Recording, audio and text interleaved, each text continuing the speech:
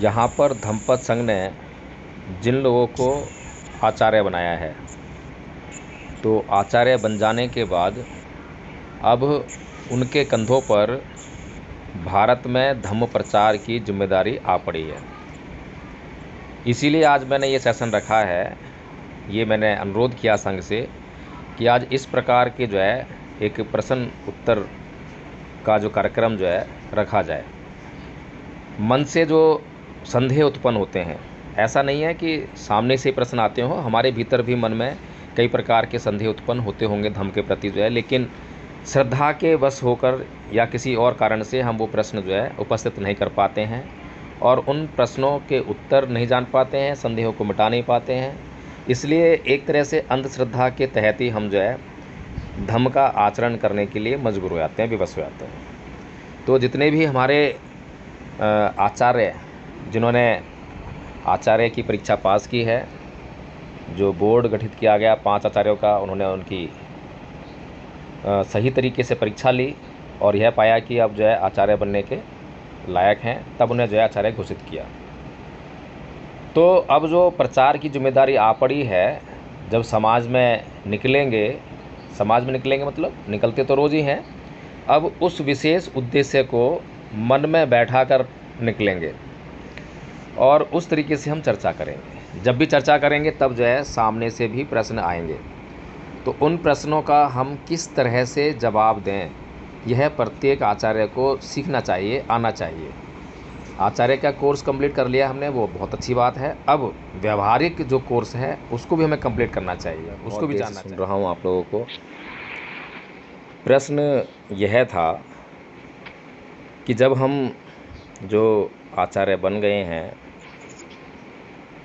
और अब हमारे ऊपर जो है धम्म प्रचार की जिम्मेदारी आ गई है, जब हम समाज में निकलेंगे धर्म प्रचार के लिए, तो समाज में सामने से प्रश्न आएंगे, तो उन प्रश्नों का जवाब जो है, पहला प्रश्न है कैसे देना है, दूसरा प्रश्न है क्या देना है।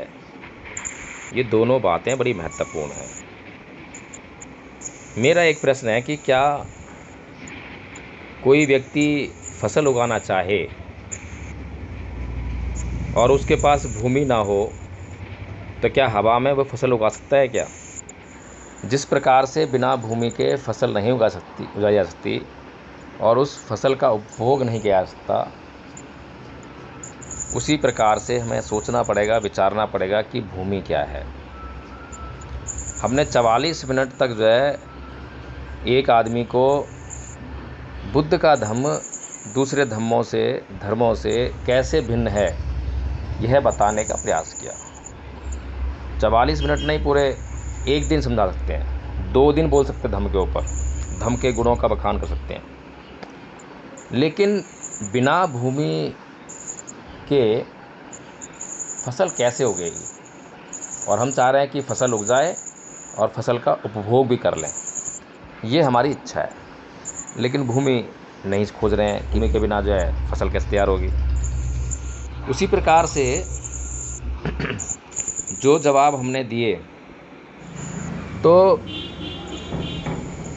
जो प्रश्न है उसमें हमें ये भी सोचना पड़ेगा कि हमने 41-42 मिनट तक जो उसको समझाया, क्या उसके बाद वो संतुष्ट हो गया? अभी अगर इस प्रश्न का उत्तर मैं जानना चाहूँ तो इसका उत्तर मिलेगा नहीं, वो संतुष्ट नहीं हुआ। अब प्रश्न उठता है कि वो संतुष्ट क्यों नहीं हुआ? हमने उससे पूछा नहीं है, वो व्यक्ति हमारे सामने नहीं है, लेकिन हम स्वतः से ये जान रहे हैं कि वो व्यक्ति जो है हमारे 41-42 मिनट की मैराथन धम्म के ऊपर, धम्म के गुणों के ऊपर स्पीच के बाद भी वो संतुष्ट नहीं है। कारण ये है कि वह व्यक्ति आपका ये उत्तर सुनने के लिए आपके पास नहीं आया।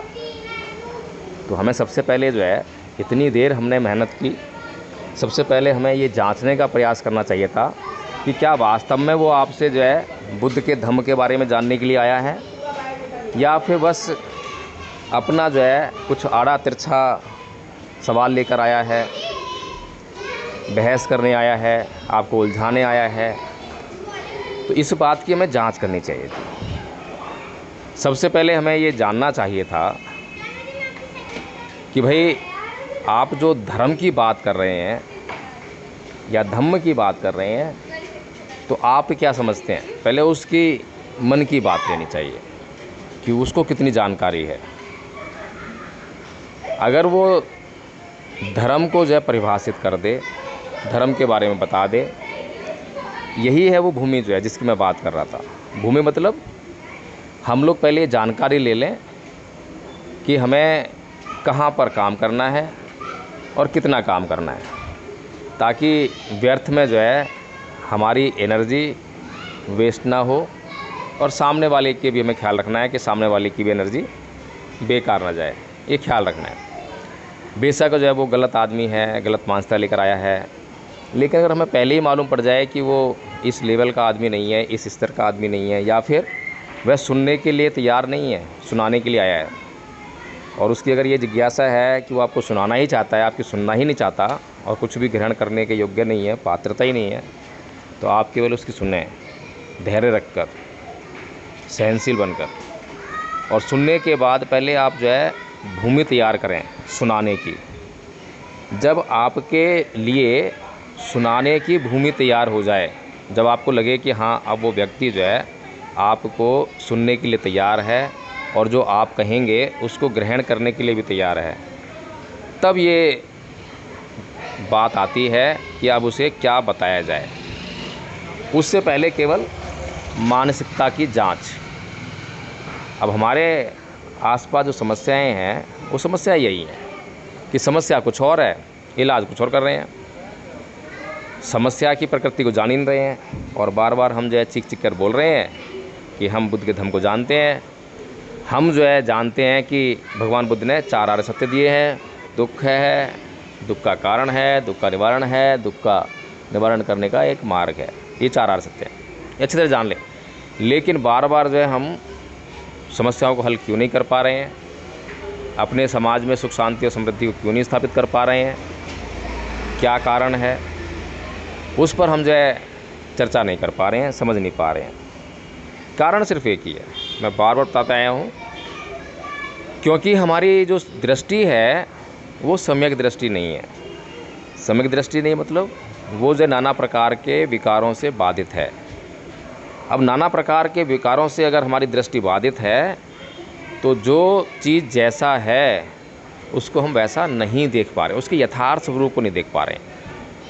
हम खाली जो विकारों से युक्त चित्त है, जो हमारी इंद्रियां हैं, जो हमारे सामने वो जो दृश्य प्रस्तुत कर रही हैं वही देख पा रहे हैं, लेकिन हमारे जो चित्त में शुद्धता ना होने के कारण जो है जो यथार्थ है उससे हम बहुत दूर हैं। तो इसलिए हम जब समस्या की मूल प्रकृति को नहीं समझ पाएंगे तो हम निदान कैसे दे पाएंगे। जब हमने ये पहले तय ही नहीं करा, जैसे ही मैंने आदरणीय आचार्य योगेंद्र जी के मुख से ये प्रश्न सुना और प्रश्न का वातावरण सुना तो मेरा एकदम दिमाग जो वहीं गया। और आप लोगों ने मेरे वीडियो देखे होंगे, अधिकतर वीडियोज़ में जो है किसी भी प्रकार के लोग हों, सबसे पहले भूमि तैयार करने का प्रयास। अगर भूमि तैयार हो गई तो फिर चर्चा आगे बढ़ती है, भूमि तैयार नहीं हुई तो उस चर्चा को वहीं छोड़ देते हैं, ज़्यादा हम जो है उसमें समय नहीं लगाते।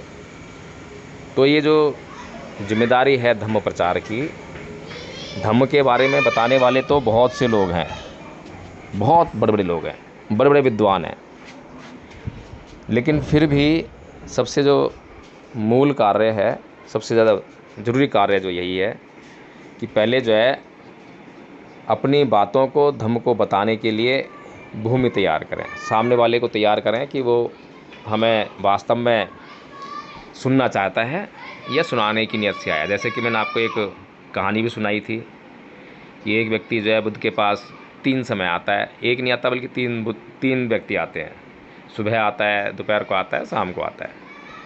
और ये कहानी आपको जो है बहुत बड़ा मार्गदर्शन देती है।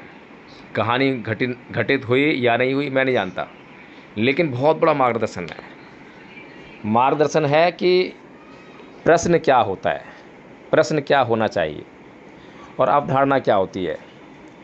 आप प्रश्न का तो हल दे सकते हैं, प्रश्न है तो समाधान प्रस्तुत कर सकते हैं, लेकिन अवधारणाएं हैं तो बिना अवधारणाओं से मुक्त हुए किसी को जो है आप कुछ भी देने के लिए सक्षम नहीं हैं। अवधारणाओं से ग्रस्त व्यक्ति कुछ भी ग्रहण करने के पात्र ही नहीं है। तो हमें बहुत ही धीर गंभीर होकर जो है धम्म का प्रचार करने की तरफ बढ़ना है, समाज में उतरना है। इसीलिए आज जो ये प्रश्न उत्तर का जो सेशन रखा गया कि हम बस रटते जा रहे हैं, सीखते जा रहे हैं, या कुछ व्यवहार करने योग्य भी सीख रहे हैं। तो मैं समझता हूँ कि आप लोगों को जो है यह पता चला होगा कि हमें क्या करना चाहिए और क्या नहीं करना चाहिए। फिर धम्म और धर्म की भी बात जो है आदरणीय प्राचार्य हरिदास चंद्रा जी ने कही।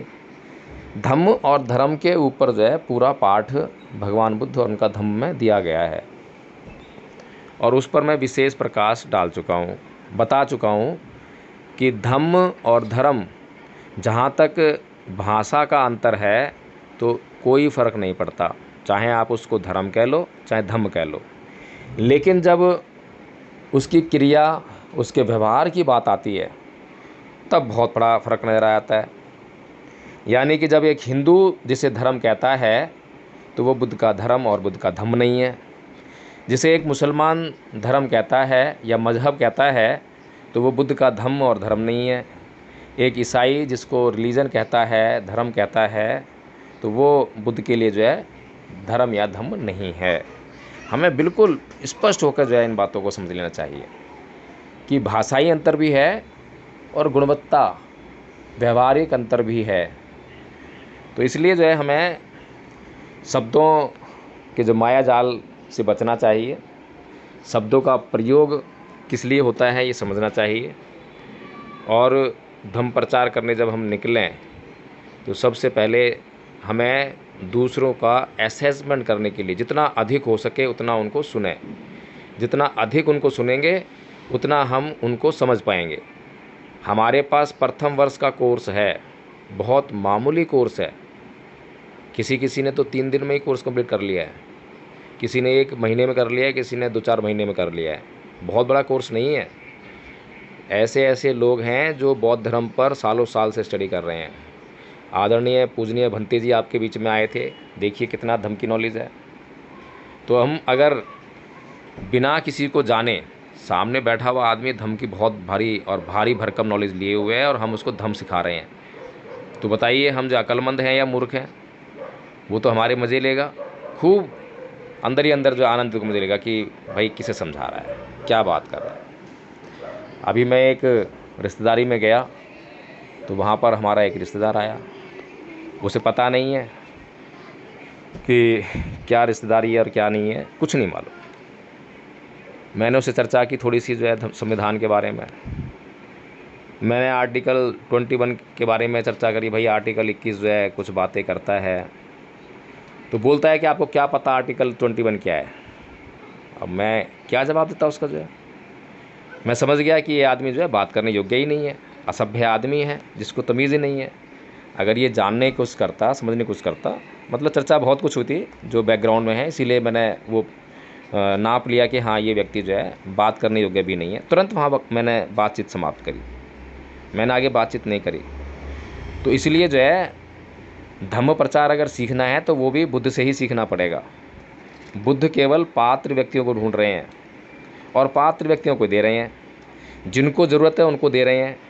चाहे तो जिनको ज़रूरत है वे उनके पास चल कर आ रहे हैं, या जिनको ज़रूरत है और जो पात्र व्यक्ति हैं उनके पास नहीं आ पा रहे हैं तो वो खुद उछल कर उनके पास जा रहे हैं। उनका उद्देश्य धम्म प्रचार करना है। ये देखना नहीं है कि मेरे पास कोई आएगा तब मैं ज्ञान दूंगा या मैं किसी के पास जाकर ज्ञान नहीं दूंगा, ये कोई सवाल नहीं है। धम्म प्रचार करना है, मनुष्य कल्याण करना है, तो उसके लिए केवल और केवल पात्रता की जांच करनी है। जैसे ही पात्रता खरी उतर जाए वैसे ही अपना काम शुरू कर दीजिए। तो इसीलिए जो है जितना आप सामने वाले को सुनेंगे, जितना सुनेंगे। उदाहरण मैंने आपको एक और दिया था कि मैं लखनऊ में जब गया तो वहाँ पर एक IPS अधिकारी हैं हमारे, नाम नहीं बताऊँगा मैं, सम्माननीय हैं। तो उनके पास बैठे तो 1 घंटे तक समय बोलते रहे, 1 घंटा पूरा, ज़्यादा ही हो गया होगा, बल्कि मैं तो टाइम नोट नहीं किया। उसके बाद बोलते हैं कि आपको तो बोलने का मैंने मौका ही नहीं दिया। तो मैंने कहा आज तो हमारे पास इतना ही समय था, अब अगली बार जब भेंट होगी जब बात करेंगे, कोई बात नहीं। तो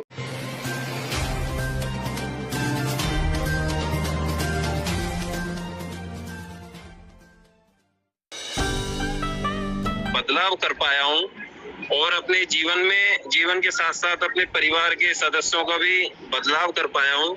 ये केवल जो है धम्म सत्संग के माध्यम से हो पाया है और बहुत अच्छा, जिस तरीके से मैं भी चाहता हूँ कि जिस तरीके से मैंने अपना परिवर्तन किया, अपने परिवार का किया है अपने जीवन में, और ये परिवर्तन जो एक वैज्ञानिक दृष्टिकोण की तरफ है, तो इसी तरीके से मैं भी चाहता हूँ कि और लोगों के भी जीवन से जो चाहते हैं कि हमें अपने जीवन में बदलाव करना है, तो हम उन्हें ढूंढें और उनके जीवन में परिवर्तन करने का प्रयास करें।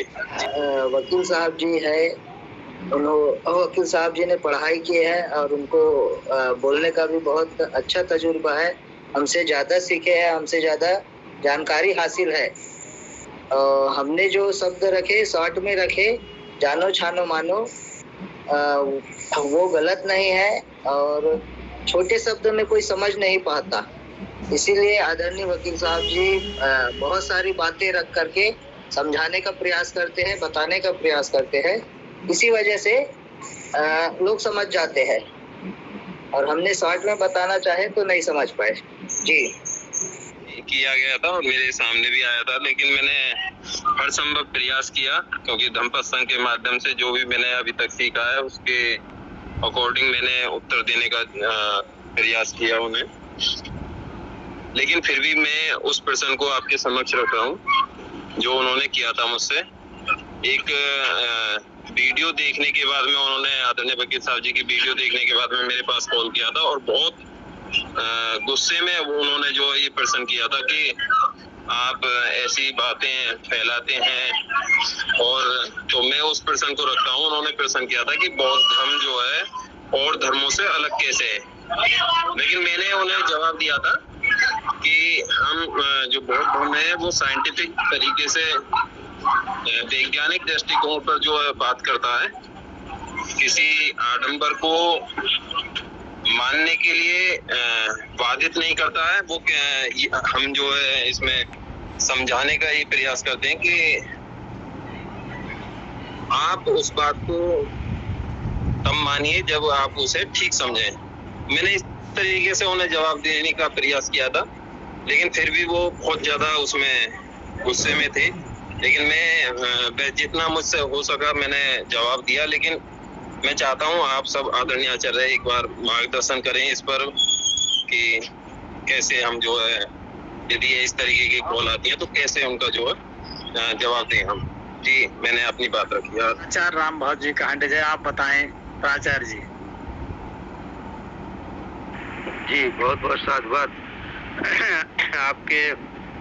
आपका बहुत महत्वपूर्ण प्रश्न है और सबका जो है कहीं न कहीं इसका सामना करना पड़ेगा। जो फील्ड में जाते हैं उनको करना पड़ता है।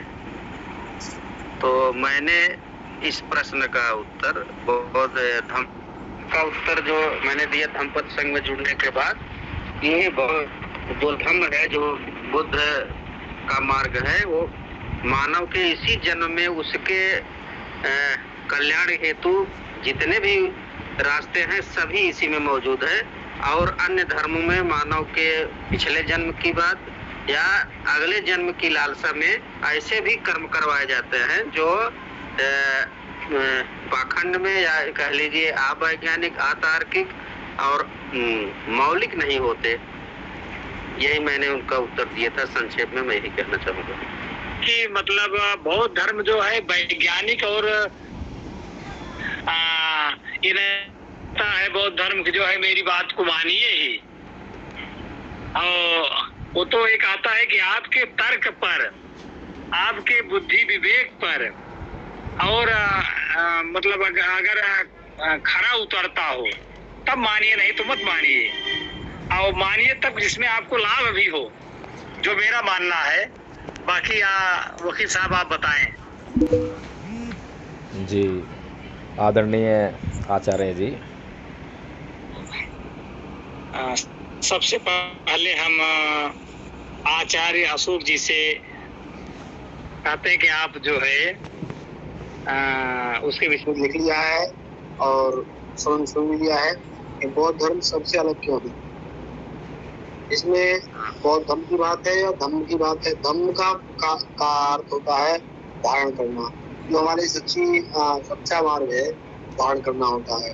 बौद्ध धर्म की बात है तो बौद्ध धर्म में बहुत सी बातें हैं कि उनमें मूर्ति पूजा नहीं है और हमें सच्चे मार्ग की तरफ ले जाते हैं, सीध मार्ग बताते हैं, जो अन्य और धर्मों में या हिंदू धर्म में या और धर्म में जो सील है वो सील बताए जाते हैं, लेकिन उनको तोड़ मोड़ के बताया जाता है और उनको उससे बताया जाता है जिस तरह से कोई आदमी समझ सकता। यहाँ पर सीधा साधा है और वैज्ञानिक रूप से हमारे भगवान तथागत गौतम बुद्ध ने कहा है कि पहले जानो फिर मानो। वहां पर केवल मानना ही मानना है, इसलिए हमारा जो है धर्म का बौद्ध धर्म सबसे अलग इसलिए है। ना ही मैं बोलना चाहूंगा जय भीम। बहुत बहुत साधुवाद आचार्य जी। आदरणीय ब्रिजलाल जी, आपका हैंडेज है, आप अपनी बात रखें। आदरणीय ब्रिजलाल जी, आदरणीय ब्रिजलाल जी, आपका हैंडेज था, आप अपनी बात रखें। नहीं सुन पा रहे हैं। धम्मपद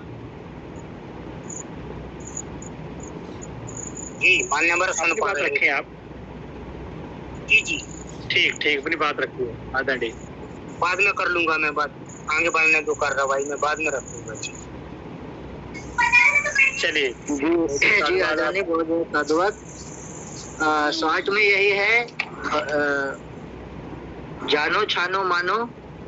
और जो व्यक्ति समझना नहीं चाहते तो आचार्य योगेन जी ने बहुत सारे समझाने के लिए बहुत सारे क्वेश्चन रखे हैं। अब वो समझना ही नहीं चाहते, मानना ही नहीं चाहते तो वो अलग चीज है। और उसका सही उत्तर यही है, जानो छानो मानो। यही बुद्ध धम्म को सब धर्मों से अलग करता है और विशेषताएं यही है। जो समझना नहीं चाहते उनको आचार्य योगेन जी ने समझाने का बहुत प्रयास किए। वो बहुत गुस्से में थे, इसीलिए कोई बात को मानना नहीं चाहते। और जानो छानो मानो ये स्पेशल विशेषता है। जी बहुत बहुत साधुवाद। चलिए आचार्य जी, बहुत बहुत साधुवाद। आदरणीय आचार्य प्रवेश जी,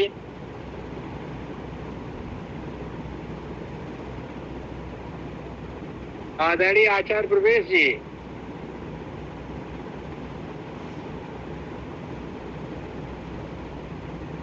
आदरणीय आचार्य प्रवेश जी।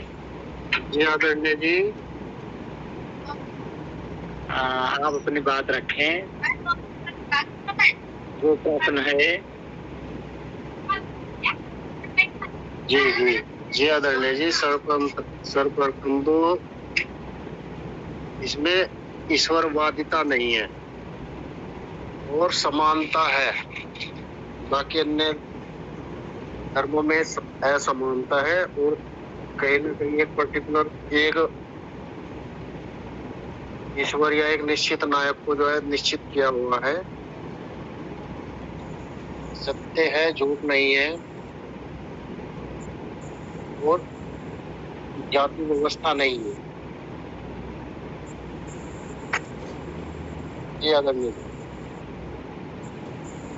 चलिए बहुत बहुत साधुवाद आचार्य जी आपको। आदरणीय आचार्य अरुण जी, आदरणीय आचार्य अरुण जी, जय भीम, नमो बुद्धाय। आप अपने विचार व्यक्त करिए। प्रश्न यह है कि बौद्ध धर्म अन्य धर्मों से अलग कैसे है। जहाँ तक हम समझ पाए हैं, बौद्ध धर्म मतलब अपने जो आचरण है व्यक्ति के, उनको शुद्ध करने पर जोर देता है। जो व्यक्ति के आचरणों में कमी है, सर्वप्रथम वो एक अच्छा इंसान बनने पर मजबूर करता है। अपने धर्म के जो भी इच्छाएं हैं उनसे सीख करके वो अपने आचरण पर काम करता है। तब समाज में जाता है तो सभी के साथ मैत्रीपूर्ण और बगैर द्वेष की भावना के समानता पूर्वक सभी से व्यवहार करता है और उनका सुख भोगता है और धम्मों के बारे में भी सभी को बताता है वो। और बुद्ध धम्म में समानता सभी के और जीवों के प्रति करुणा दया प्रेम की भावना है, जहाँ तक मैं यही समझता हूँ। चलिए, बहुत बहुत साधुवाद आचार्य जी। आदरणीय प्राचार्य राम बहादुर जी, आप आदरणीय प्राचार्य राम बहादुर जी में जी आदरणीय जी, मैंने तो बताने की पहले ही कोशिश की उसी प्रश्न का उत्तर कि बौद्ध धम्म मैंने जो बताया था इसी के परिप्रेक्ष्य में कि बौद्ध धम्म संक्षेप में कहा जाए कि मानव कल्याण के लिए जितने भी रास्ते हैं, सर्वोत्तम रास्ते, और उसी जन्म में इसी जन्म में जितने भी रास्ते हैं वही बौद्ध धम्म में की शिक्षाएं हैं। और धर्मों में या तो पिछले जन्म को दोषी मान करके इस जन्म को जो है हीन किया जाता है, या अगले जन्म का लालच दे करके उससे जो है पाखंडवाद या गलत काम करवाया जाता है। इसलिए बौद्ध धम्म न अगले जन्म की बात करता है न पिछले जन्म की बात करता है। इसी जन्म में सब कुछ कल्याण हेतु जो भी रास्ते हो सकते हैं भगवान बुद्ध की शिक्षाओं में वही समाहित है, ऐसा मैं कह सकता हूँ। बहुत बहुत साधुवाद आज प्राचार्य जी।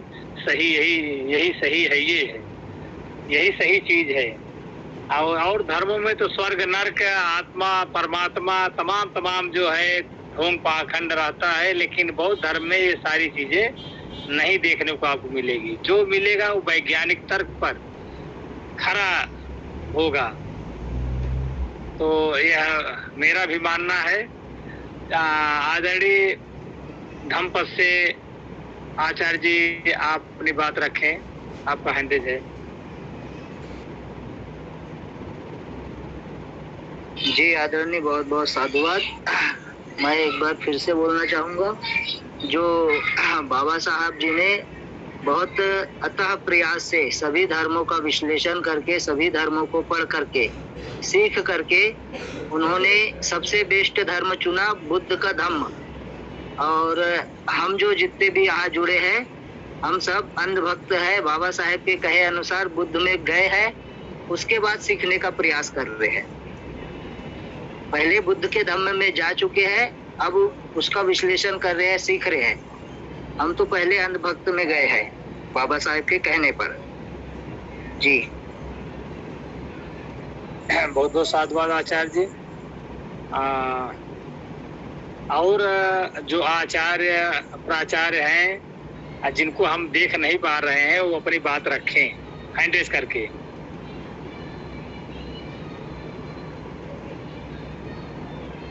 आदरणीय आचार्य प्राचार्य जी जो अपनी बात रखना चाहते हैं हैंड रेज करके रखें, क्योंकि जितने लोग हमको दिखाई दे रहे हैं सबसे मैंने आदरणीय प्राचार्य जी,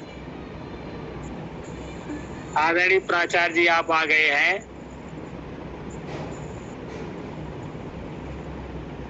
अभी नहीं सुन पा रहे हैं। आदरणीय प्राचार्य जी,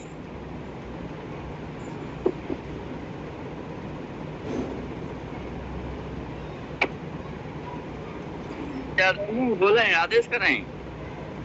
हाँ प्राचार्य जी, बौद्ध धर्म अन्य धर्मों से अलग है, उसके विषय में आप बताइए। प्रश्न में पुनः दोहराएं आदरणीय। बौद्ध धर्म अन्य धर्मों से कैसे अलग है उसके विषय में आप बताएं, अपनी बात रखें। जी आदरणीय, तो सबसे पहले तो मैं ये कहना चाहता हूँ कि बौद्ध धर्म ही नहीं है, बौद्ध धम्म है, मार्ग है, रास्ता है। ये धर्म तो बिल्कुल नहीं है। हाँ, ये बात और है कि ये जो रास्ता है, ये जो पथ है, जिस रास्ते पे जिसको बौद्धिस्ट कहते हैं, वो जो चलते हैं, बहुत उच्च मार्ग है, अच्छा मार्ग है। और इसमें समानता की बात आती है, विषमता तो बिल्कुल नहीं है। तो मैं यही कहना चाहूंगा कि बौद्ध दो धर्म नहीं है, ये रास्ता है, धम्म है, जिस पर चलना, जो चलता है इस धम्म पे, इस रास्ते पे, उसका कल्याण होता है। वो जो जिसको हम मानव कहते हैं, उसमें मानवता जो होती है वो आती है। वो मानवता क्या होता है इस चीज को समझ पाता है। तो तथागत ने कोई धर्म का आविष्कार नहीं किया है, वो धम्म, एक रास्ता, एक मार्ग जो बताया है, जिस मार्ग में चल के सभी अपना कल्याण कर सकते हैं।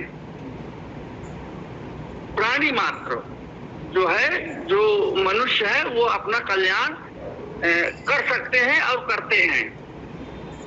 इसलिए इसको अभी कुछ दिन पहले जो महानुभाव जुड़ते थे, वो धम्म उनके मुंह से मैंने नहीं सुना।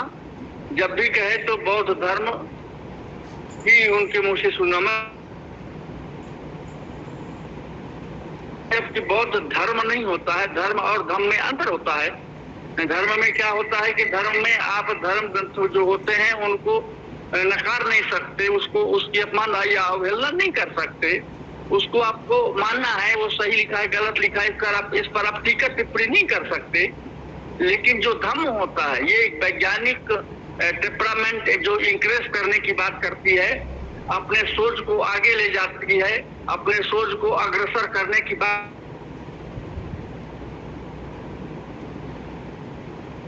परमात्मा, खुदा, गॉड कुछ भी होता है, वो धर्म कहता है, जिसको आपको मानना है, ये आपकी मजबूरी होती है। लेकिन धम्म में ऐसा कुछ नहीं है। धम्म में आप अपने, तथागत कहते हैं कि अतर्विवाह,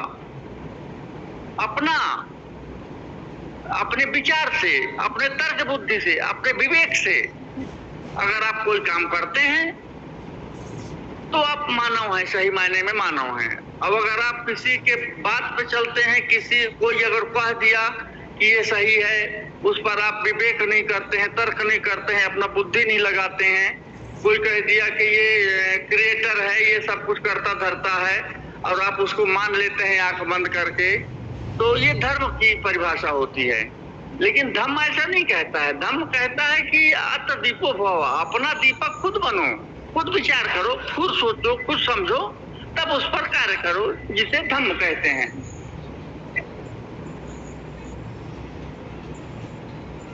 तो धम्म और धर्म जो होता है, तो धम्म तो सर्वोपरि है। धर्म, कोई धर्म कुछ सिखाता है, कोई धर्म किसी को मार काट की बात करती है, कोई धर्म किसी को ऊंच नीच की बात करती है, कोई धर्म छुआछूत की बात करती है।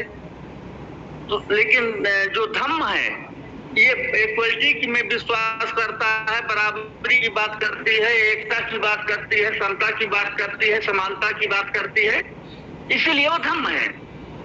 लेकिन धर्म में एकता नहीं पाई जाती है, समानता नहीं पाई जाती है, समता का कहीं नामो निशान नहीं होता है, जिसे धर्म कहते हैं, जिसे थोपा जाता है, जिसे अपने विचार से आप काम नहीं कर सकते, अपने विवेक से आप काम नहीं कर सकते, जिसको धर्म कहते हैं। आप सिर्फ और सिर्फ जो धर्म ग्रंथों में लिखा है उसको, उसी को आपको मानना है, उसी पर आपको चलना है। वो सही लिखा है, गलत लिखा है, उस पर आप टीका टिप्पणी नहीं कर सकते, जिसे धर्म कहते हैं। लेकिन धम्म एक अलग चीज है, जो अपने विवाद, अपने विवेक, अपने जो अपनी शिक्षा दीक्षा के आधार पर आपका क्या विचार, क्या बनता है, अपने क्या सोचने की क्षमता होती है, इस पर तर्क वितर्क करके, और उस पर जो आप काम करते हैं, उस पर जो आप चलते हैं, उसको जो अमल कहते हैं, उसके धम्म कहते हैं। इसलिए धम्म जो है सर्वोपरि होता है। धम्म आपको अपनी स्वतंत्रता, अपनी आजादी की बात करती है। आप स्वयं आजाद हैं, आप स्वयं स्वतंत्र हैं, आप स्वयं अपने आप में स्वतंत्र हैं, और अपने आप में एक महत्वपूर्ण काम करने की आप में अगर क्षमता है तो आप कर सकते हैं। ये धम्म सिखाता है। इसलिए धम्म सर्वोपरि होता है। इसीलिए तथागत ने धर्म की बात नहीं कही है, धम्म की बात कही है। कि आप अपना काम स्वयं करो, अपना दीपक स्वयं बनो, अपना रास्ता स्वयं चुनो। आपको कोई बता सकता है, कह सकता है, दिखा सकता है, लेकिन चलना है आपको पड़ेगा, उस पर कार्य करना है आपको पड़ेगा, जिससे आपको कल्याण हो। जी बहुत बहुत साधुवाद, बहुत बहुत आभार, धन्यवाद। बहुत बहुत साधुवाद आचार्य जी, आपने बहुत अच्छी बात बताई। आदरणीय ब्रिजलाल जी, आपका हैंडेस था, आप अपनी बात रखें। जी जय भीम, नमो बुद्धाय सभी आचार्य प्राचार्य धम्म साथियों को। जी आपो दीपो भवा। जी तो यह जो प्रश्न था कि आपो दीपो भवा, स्वयं को सक्षम इतना होना चाहिए कि कोई भी व्यक्ति अगर प्रश्न कर रहा है तो उसका निराकरण शायद वहीं का वहीं कर देना चाहिए जो बुद्धिस्ट है। और अगर संघ में बात आ गई है तो कोई बात नहीं। भगवान बुद्ध की अनुकंपा कहती है कि हिंदू, मुस्लिम, सिख, ईसाई जो चार धर्म बताए गए हैं, सभी भाई भाई बताए गए हैं। अभी इसमें बुद्ध धर्म का कोई नाम नहीं है। तो ये जो चारों धर्म हैं, हिंदू, मुस्लिम, सिख, ईसाई, तो सबने अपने धर्म में, अपने धर्म में एक अवतार का रूप बताया है कि मुस्लिमों में फलाने मसीहा, फलाने पैगंबर, फलाने महबूब आएंगे और वो फलाने फलाने के उत्तराधिकारी हैं। मैं ज़्यादा तो नहीं जान पाता हूँ, मेन बात को पकड़ता हूँ। ऐसे ही हिंदुओं में मेरे फलाने के अवतार, फलाने भगवान, ऐसे ही सिखों में, ऐसे ईसाई। तो हमारा जो बुद्ध धर्म है, इसमें भगवान बुद्ध कहते हैं, मैं एक माता पिता से जन्मा एक मनुष्य, एक इंसान हूँ, मैं कोई अवतार नहीं हूँ।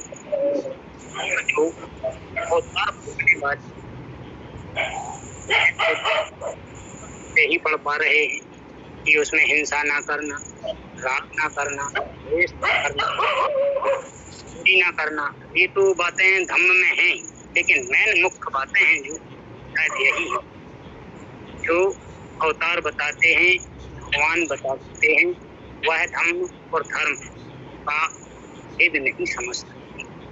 तो मैं अपनी वाणी को विराम देने जा रहा हूँ, क्योंकि बातें तो इसमें बहुत हैं।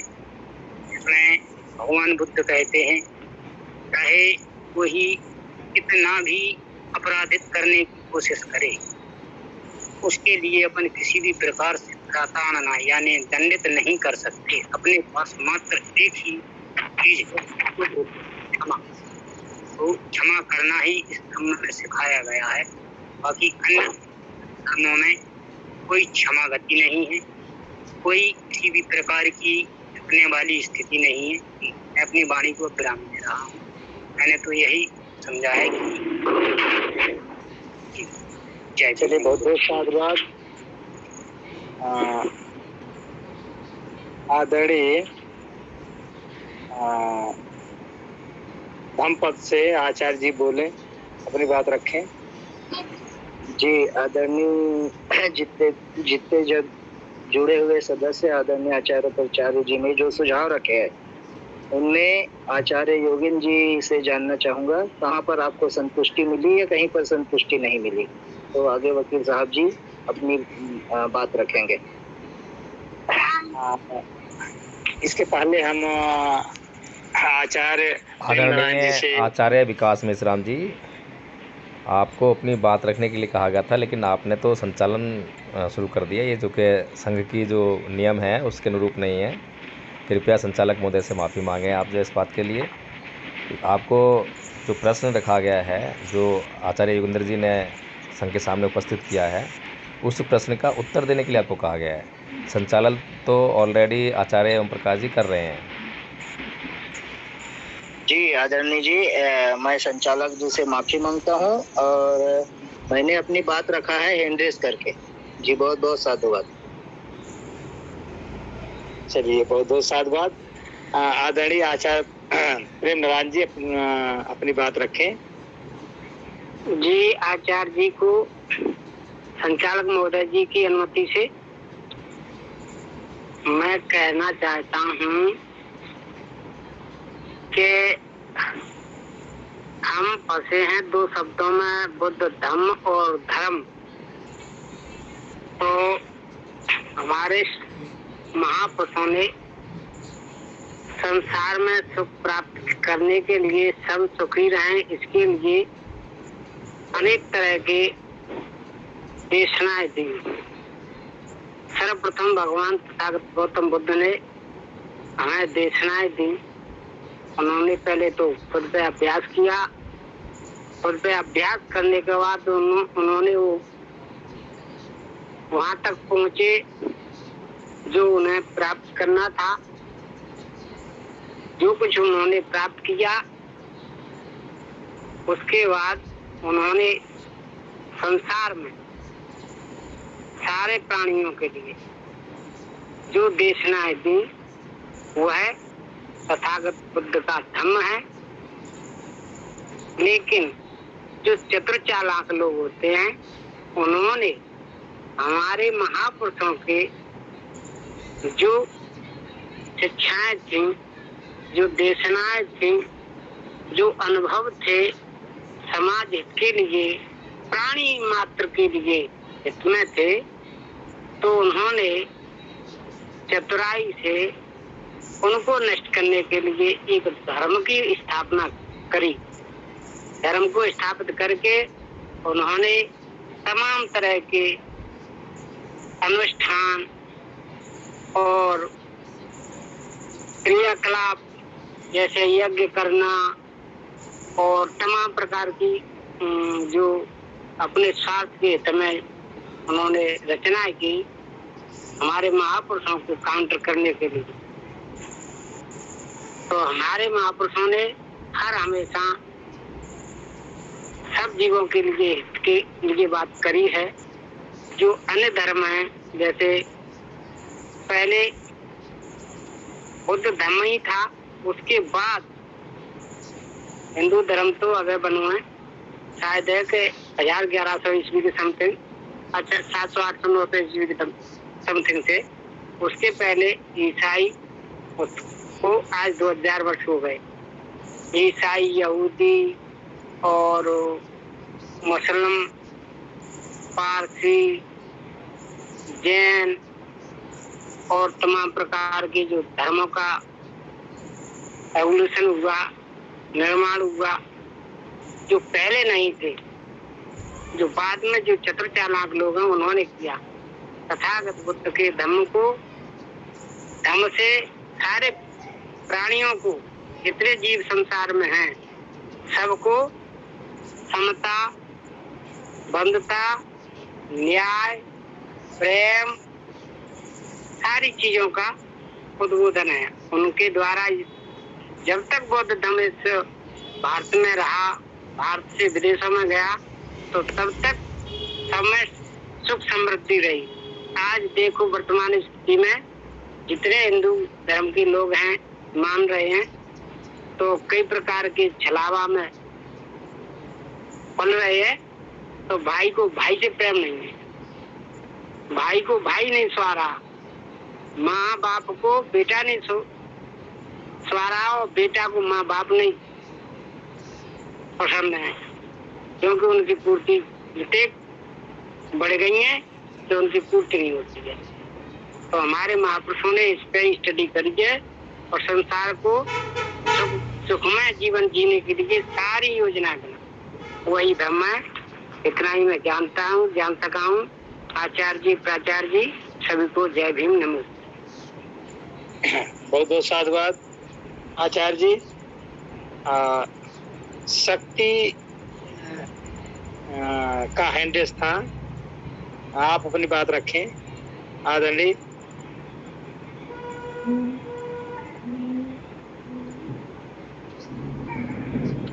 आदरणीय शक्ति जी, आपका हैंडेस था, अपनी बात रखें।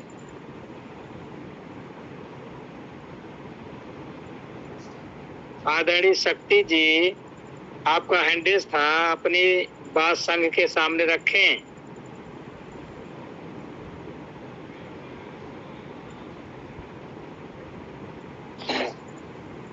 यदि किसी आचार्य को अपनी बात रखनी है तो अपनी बात रख सकते हैं हैंड रेज करके।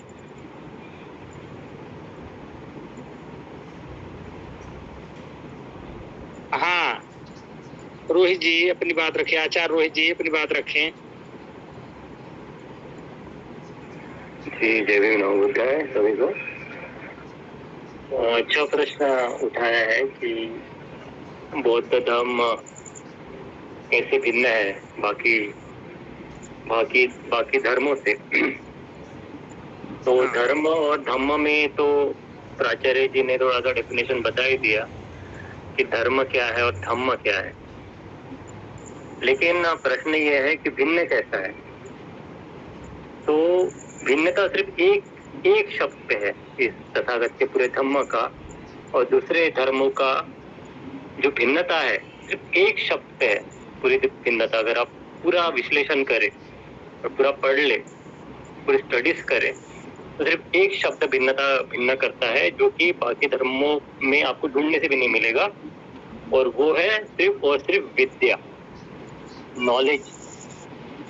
तथागत का धम्म हमें नॉलेज देता है, हमें ऐसे अंधकार से निकालने के लिए प्रेरणा देता है और शक्ति देता है कि वो कहता है कि जो आप देख रहे हो, जिसको आप जान रहे हो, वो सच नहीं है। इससे भी आगे तुम्हें जानने के लिए अपने आप को तैयार करना होगा। और उन सारी की सारी मिथ्या दृष्टि, मिथ्या मान्यताएं, मिथ्या रीति रिवाज जो हजारों परंपरा से ये धर्म जो चलाते आ रहे हैं और ढोते आ रहे हैं, ईश्वरवाद, पुराण, पंडितवाद, इन सारी चीजों को नकार के हुए तथागत ने जो समझाया, वो समझाया कि इस संसार में सब अनित्य है। संसार ने जब अपनी खोज की, तथागत ने जब खोज की, तो तथागत अपनी खोज में बोलते हैं कि मैं मतलब इतना ये सृष्टि इतनी ये क्षण भंगुर है कि मैं जब अपनी एक आंख जब ये करता हूँ, वन चालू करता हूँ, तो एक उतने सेकंड में कितने से भी परमाणु उड़ते हैं और कितने परमाणु नष्ट हो जाते हैं।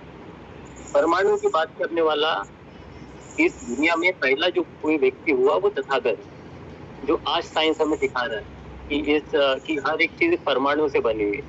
और परमाणु की बात करने वाले आज 2025 साल पहले तथागत भूल के गए, जिन्होंने अपने अनुभव से बता गया। तो ये जो धम्म है वो हमारे उस मस्तिष्क में जो छुपे हुए जो अज्ञानता है उसको दूर करने का एक सबसे पहला प्रयास, जो कि बाकी धर्म हमें कभी नहीं दे सकते।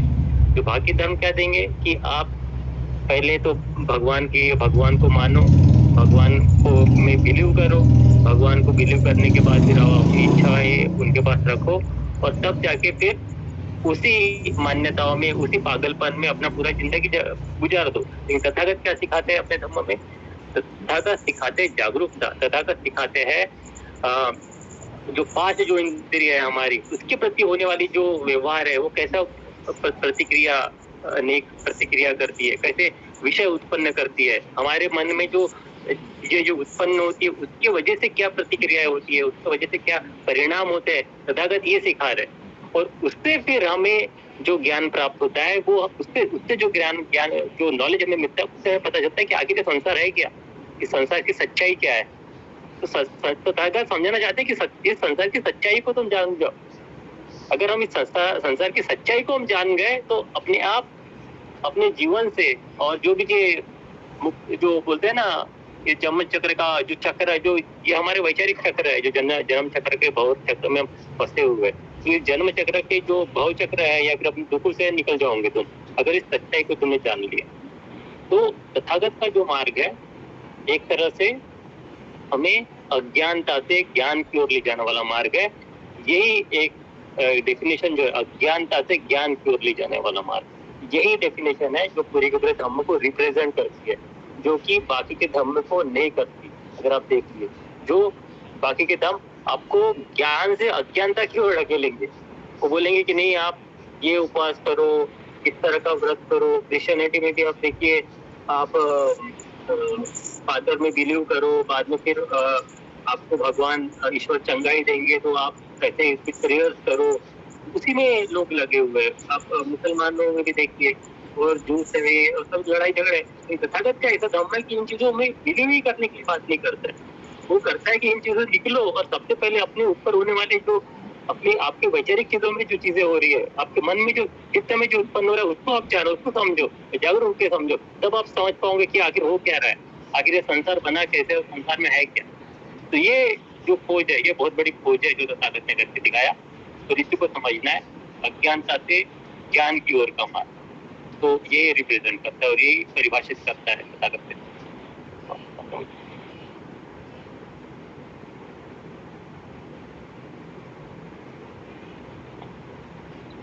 बहुत बहुत धन्यवाद आचार्य जी। आदरणीय आचार्य सुमन जी, आदरणीय आचार्य सुमन जी,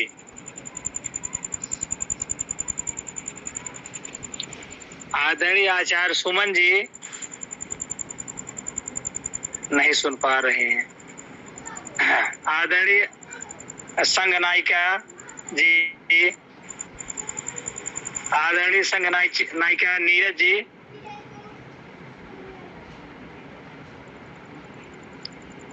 आदरणीय संघ नायिका नीरज जी,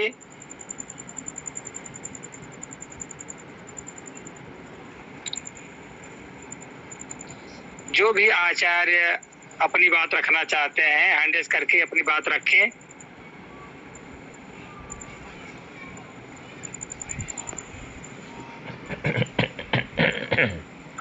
आचार्य कपिल देव जी।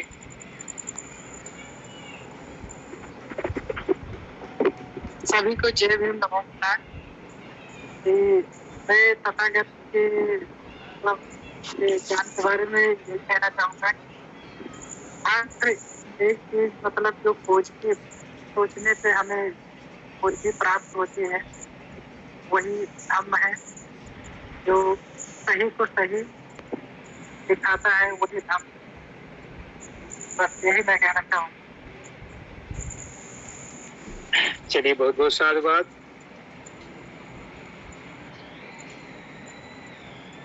तो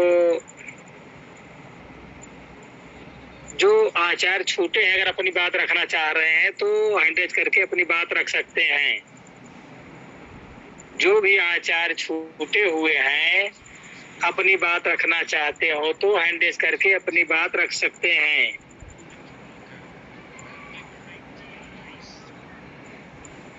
आदरणीय आचार्य अशोक जी। जी आचार्य जी, पंडित साहब है, उससे बात कर लीजिए। अब सबने अपने विचार व्यक्त कर दिए हैं, पंडित साहब ने। ठीक, बहुत बहुत साधुवाद। आदरणीय वकील साहब जी, आप